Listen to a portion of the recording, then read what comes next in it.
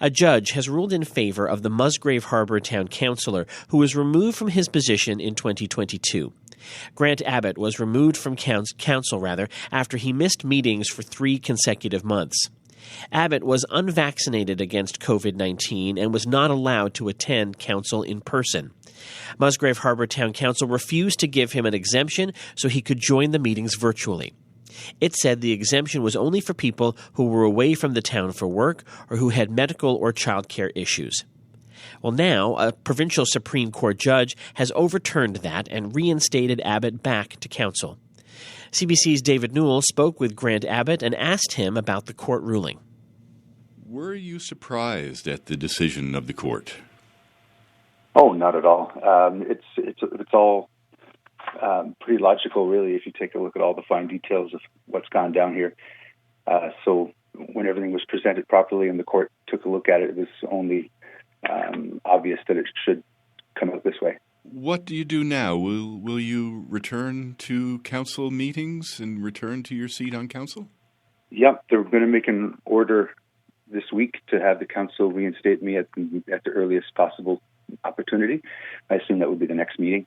They may possibly have their own meeting to have their conversation about whatever they're planning on doing. But besides that, I would be back at the next meeting.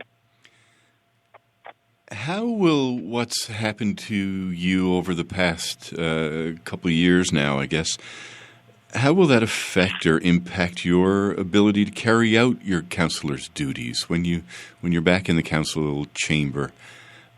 How will that work? Well, it might be difficult because I'm expecting an apology for the experience that I've gone through.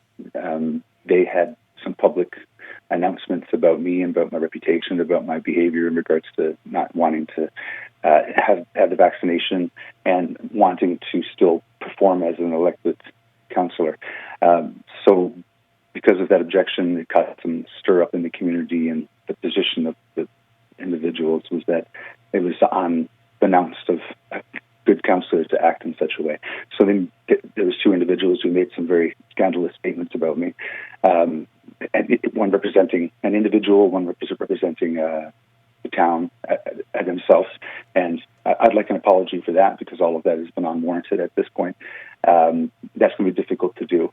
And also a repeal of all of the suggestions in the order of the justice as in terms of what the policies have done to me and my ability to serve on council.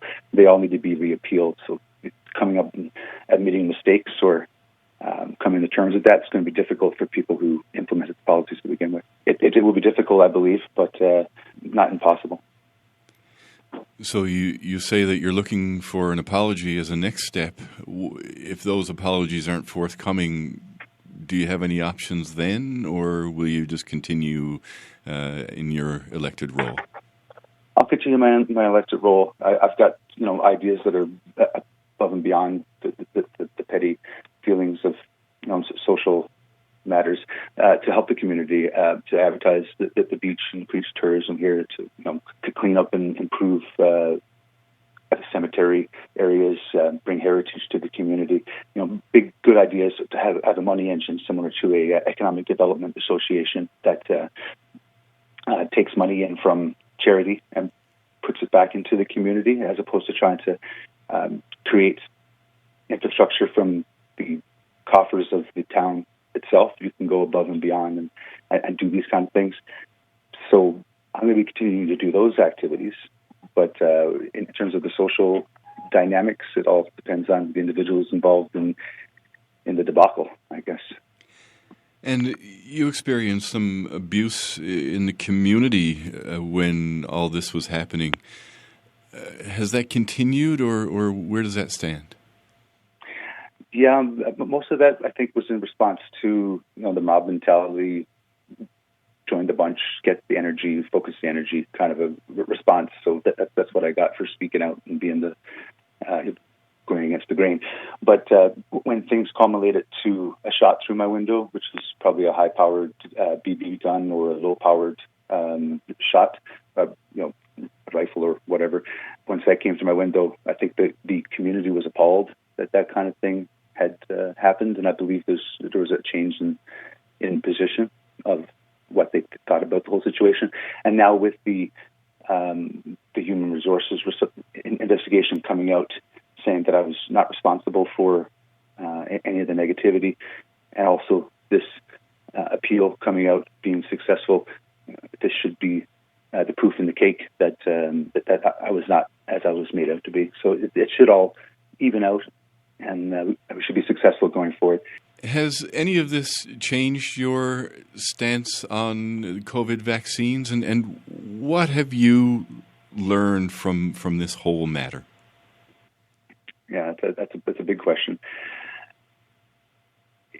The individual's right to make choices is what's mostly important, and the individual is making decisions for myself and my family.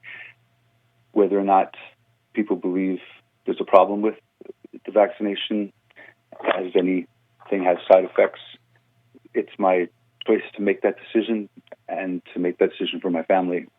The fact that I was elected for this position makes it so that they should have made accommodations for me to participate over telephone, because I was denied for 3 months, and that's the reason why it came out this way.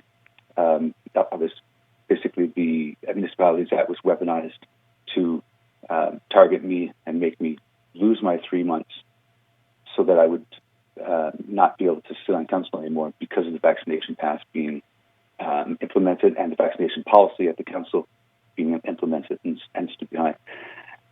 According to the judge, the town can make their own policies. It's okay, they can do and say whatever they want, but it can't affect me in a negative way. I'm elected, whether I'm working as an employed person or whether, it doesn't really matter. I have a right to doing what I'm doing and to make the decision to not be vaccinated. There shouldn't be any negative consequences, no more than a person who has any other disease, whether it be AIDS or hepatitis C or anything like that, and have no stigmatization. The unvaccinated shouldn't be stigmatized as being the lepers. I've learned that people should be pulling the same positive rope, and trying to help the community and help each other. And I think now, like no other time in history, we have opportunity to do that because we've had a similar experience all throughout the world, and now is our time to step up and do that. Grant Abbott is a town councilor in Musgrave Harbour. Now, CBC has reached out to the mayor and council, but so far no one has agreed to comment on this story.